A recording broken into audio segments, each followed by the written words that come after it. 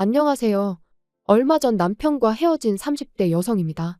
하늘도 무심하단 말을 제가 제 자신한테 써도 되는지 모르겠는데 정말 하늘이 원망스럽습니다. 저 정말이지 양심에 손을 얹고 하루하루 열심히 살았거든요. 그래서 저는 결혼이 신이 저에게 주는 선물 같은 거라고 생각했어요. 너 그동안 고생했다. 이제는 행복해져야지 하는 그런 선물이요. 하지만 선물은 무슨, 지금 제 모습을 보면 답답하고 한숨만 나올 뿐입니다. 제 이야기를 한번 들어보시고 혹시나 제가 너무 지나치다 망상이다 싶으시면 따끔하게 한마디 해주세요.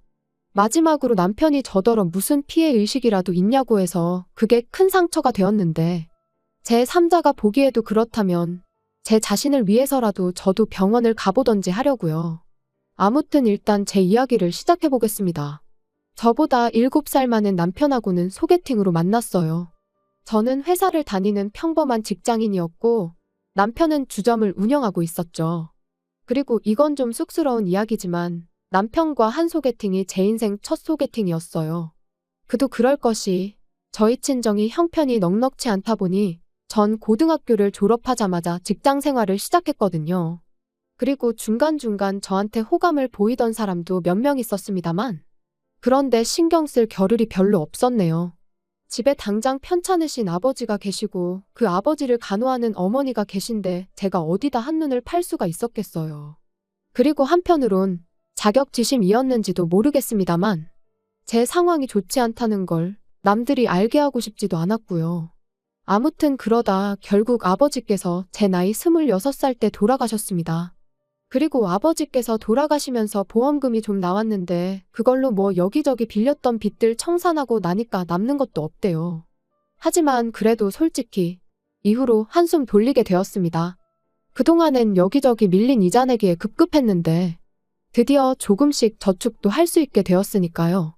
그리고 이후로 세월이 흘러 어느덧 제 생활도 안정을 찾아갈 때쯤 그렇게 남편을 소개받은 거예요. 처음 남편을 보고 느꼈던 점을 얘기해보자면 뭐 괜찮아 보였어요. 크게 까다롭게 구는 거 없고 자기 일 열심히 하는. 하지만 무엇보다도 제 마음에 들었던 건 남편이 건강하단 사실이었습니다. 평생 몸이 약한 아버지와 살면서 어머니가 얼마나 고생을 하셨는지 누구보다 제가 잘 알았으니까요. 병간호라는 게 정말이지. 아픈 사람은 병간호해주는 사람한테 아프다고 할 수나 있지 병간호하는 사람은 아픈 사람한테 말 한마디 푸념도 못해요. 그게 그렇더라고요. 그래서 아무튼 남편하고 연애를 시작했는데 사귄 지 7개월 만에 바로 결혼 이야기가 나왔습니다. 남편 말이 자기 나이도 있고 하니까 얼른 결혼해서 애도 낳고 그랬으면 좋겠다고요. 그런데 전 솔직히 자신이 없었어요. 일단 모아둔 돈도 많지 않았고 연애도 처음인 마당에 결혼에 대해선 아예 생각을 해본 적이 없었죠. 하지만 남편은 계속해서 금전적인 부분은 걱정하지 말라며 저는 그냥 몸만 오면 된답니다. 집은 자기 부모님이 해주실 거고 혼수는 자기가 할 거니까 저는 그저 자기 옆에만 있어주면 된다고요. 그렇지만 다들 아시다시피 세상에 공짜가 어딨나요. 그래서 아니라고 그렇게는 못한다고 했어요. 그렇게는 절대 못한다고요. 그리고 나중엔 아예 이별을 각오하고 남편에게 아주 허심탄회하게 제 상황을 털어놓기도 했습니다. 모아놓은 돈도 많이 없고 앞으로도 계속 친정어머니 생활을 도와드려야 한다. 그런데 남편은 계속해서 괜찮다는 소리만 하대요. 자기는 제 월급을 터치할 생각도 없고 아무튼 아무것도 저한테 바라는 게 없다면서요. 그리고 뭐 그저 옆에만 있어달라며 어찌나 애걸복걸 매달리던지. 그리고 저는 지금 생각하면 바보가 따로 없지만 그땐 정말 내가 저렇게 좋을까 싶으면서도 솔직히 제가 그동안 고생을 많이 하고 살아서 신이 이런 남자를 만나게 도와준 건가 하는 생각도 들더라고요. 그래서 결국 그럼 한번 믿고 가보자는 생각으로 알겠다고 했고요. 그런데 막상 결혼을 하고 나니까 남편도 결혼 생활도 제 예상과는 많이 달랐습니다. 결혼하고 한 2달 차 되던 때부터였을 거예요. 걸핏하면 남편이 저더러 회사는 관두고 자기한테 더 집중을 해달라 뭐 그런 소리를 하더라고요. 제가 자기 출근할 때 배웅을 해주면 좋겠다. 자기가 퇴근하고 오면 야식 같은 것 좀 챙겨주면 좋겠다. 황당했죠.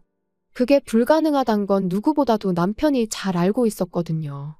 앞서 말씀드린 대로 저는 직장인이고 남편은 주점을 하는 자영업자예요. 그러니 당연히 출퇴근 시간이 달라요. 게다가 남편은 제 회사는 출장과 야근이 원래 많다는 걸 연애 때부터 잘 알고 있었거든요. 그런데 갑자기 생뚱맞게 자기를 배웅해달라, 야식을 해달라 해대니 어찌나 답답하던지. 그리고 그날도 새벽 2시가 다 돼서야 집에 온 남편은 자는 저를 흔들어 깨우더니 저한테 쫄면을 해달라고 하는 겁니다. 그래서 자다 말고 일어나서 면을 삶고 있는데 순간 저도 너무 서럽고 짜증이 나는 거예요. 그래서 남편한테 정말 이래야겠냐니까 저더러 그거 좀 해주는 게 그렇게 귀찮냐대요. 어이가 없어서 내 입장에서 한번 생각해 보라고 했어요. 6시에 일어나서 출근 준비해야 하는데 지금 시간 좀 보라고. 한두 번도 아니고 매번 이러니 화가 안 나겠냐고요. 그랬더니 남편이 어째선지 순순히 알겠답니다. 그리고 그런 남편의 모습에 뭔가 미심쩍긴 했는데 그래도 한편으론 하긴 자기도 자기가 너무하단 걸 깨달았나 보다 싶기도 했죠. 그래서 그날 저녁 새벽에 짜증낸 게 저도 마음에 걸려서 좋아하는 닭볶음탕이라도 해주려고 장을 봐서 집에 갔는데 어째선지 집도 치워져 있고 아침에 몇 개 나온 설거지거리도 싹 정리가 되어 있는 거예요. 그래서 저는 당연히 남편이 한 줄 알고 전화를 걸었어요.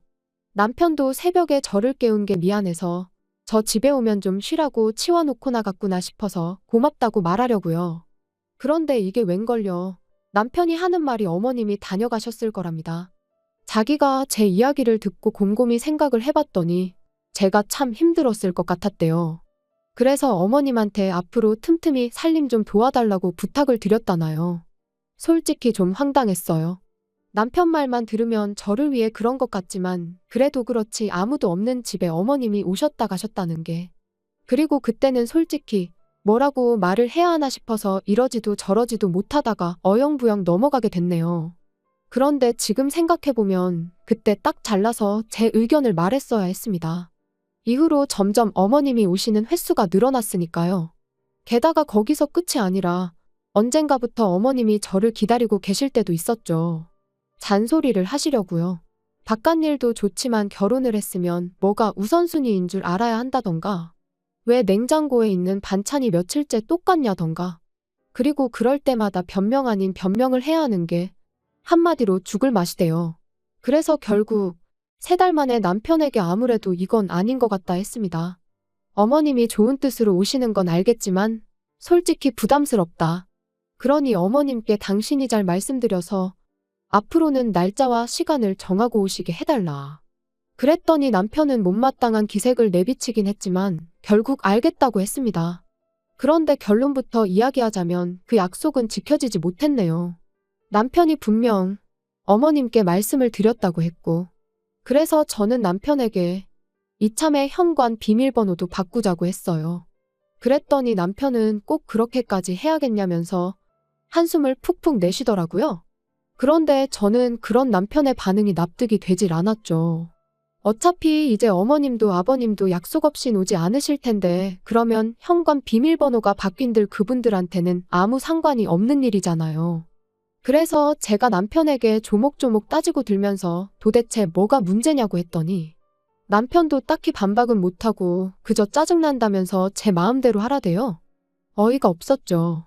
싸우자고 한 이야기가 아니었는데. 아무튼 그래서 이제 비밀번호까지 바꿨어요. 그런데 참 이상한 일이었습니다.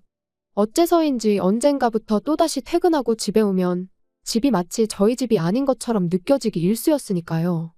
가령 그릇들이 평소에 제가 놓는 대로 놓여있지 않는다던가 버린 기억이 없는데 반찬이 버려져 있다던가 그리고 솔직히 귀신이고 우렁각시고 다녀갔을 리는 없었으니 어머님이 왔다 가셨다는 걸 확신할 수밖에 없었죠. 하지만 막말로 증거도 없고 그렇다고 어머님이 예전처럼 저를 기다리고 계시다가 저한테 싫은 소리를 하시는 것도 아니었잖아요. 그러니까 이번엔 저도 그냥 알고도 모른 척 아무 말도 안 했어요. 남편한테 티를 내지도 않았고요. 어머님이 최소한 제 사적인 부분, 가령 안방이라던가 아무튼 직접적으로 저를 힘들게 하시는 게 아닌 이상 계속해서 모른 척할 생각이었지요. 그런데 결국 저는 가만히 있을 수가 없게 됐어요. 그날은 모처럼 신우까지 해서 온 가족이 모인 날이었습니다. 그런데 신우가 하고 온 귀걸이가 어째선지 무척이나 낯이 익더라고요. 제가 신혼여행지에서 샀던 귀걸이랑 똑같은 디자인이었으니까요. 그래서 남편한테 귓속말로 아가씨 하고 있는 귀걸이 좀 보라고 내 거랑 똑같아 보인다고 물었습니다. 그랬더니 남편도 맞다며 신기하다면서 분명히 살 때 하나밖에 없는 디자인이라고 해서 샀던 건데 어떻게 쟤도 하고 있냐대요. 그래서 제가 그때만 해도 정말 별뜻 없이 신우더러 그 귀걸이를 어디서 샀냐고 물었습니다. 그랬더니 어머님이 주셨다나요? 그리고 그때 안방에서 어머님이 나오시길래 어머님은 저 귀걸이를 어디서 사셨냐고 물었더니 어머님이 순간 깜짝 놀라시면서 신우더러 너는 그걸 왜 하고 왔냐고 짜증을 내시는 거예요. 그러니까 신우는 영문을 모르겠다는 듯 황당해했지요.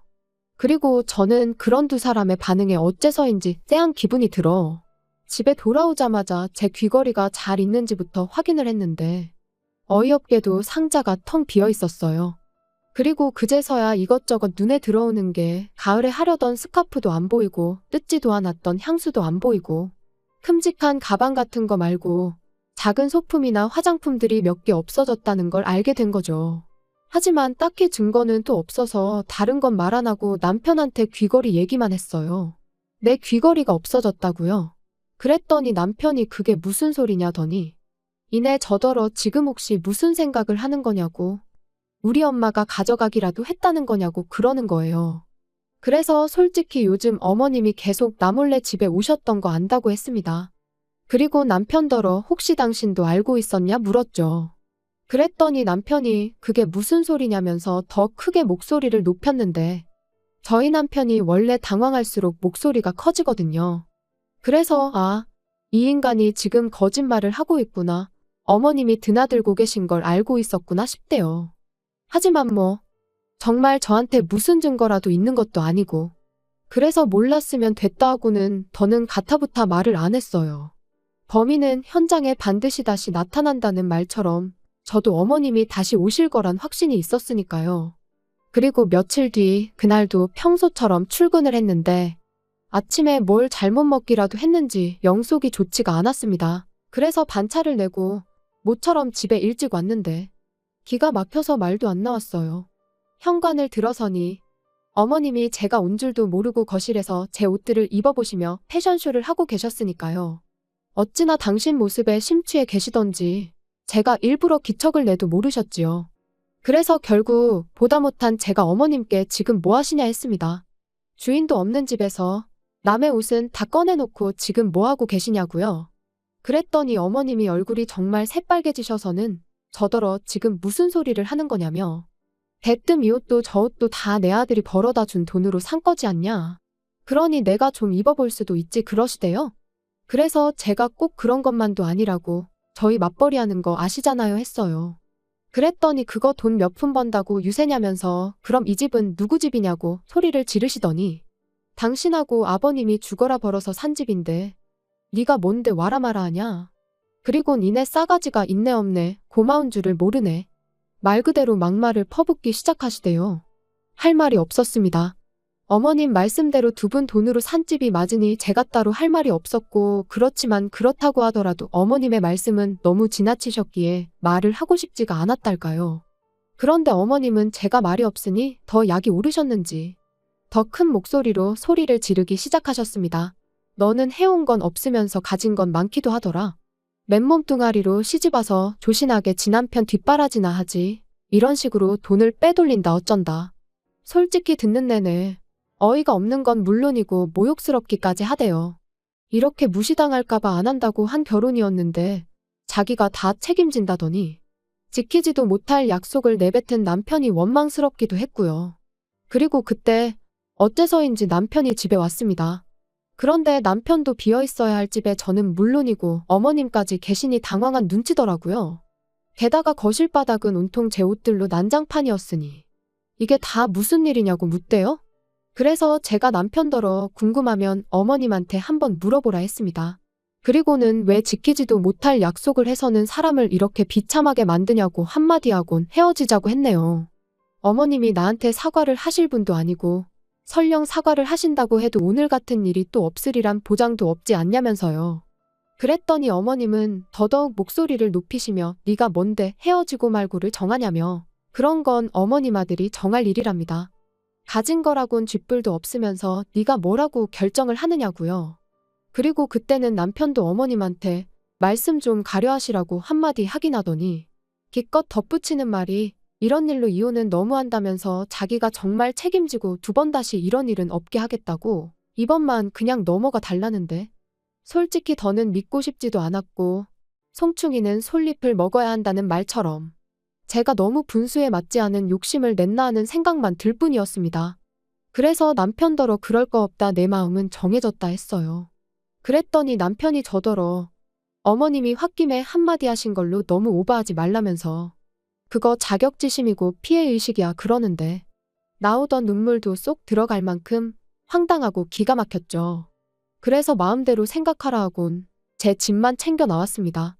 그리고 뭐 다행이라고 해야 할지 어머님이 혼인신고는 세금 문제도 있고 하니 좀 천천히 하라셔서 미루고 있었는데 어쩌면 어머님은 처음부터 저희가 이렇게 될 줄 알고 계셨던 걸까요? 아니면 이렇게 만들 생각이셨던 건지. 아무튼 잘 됐죠 뭐.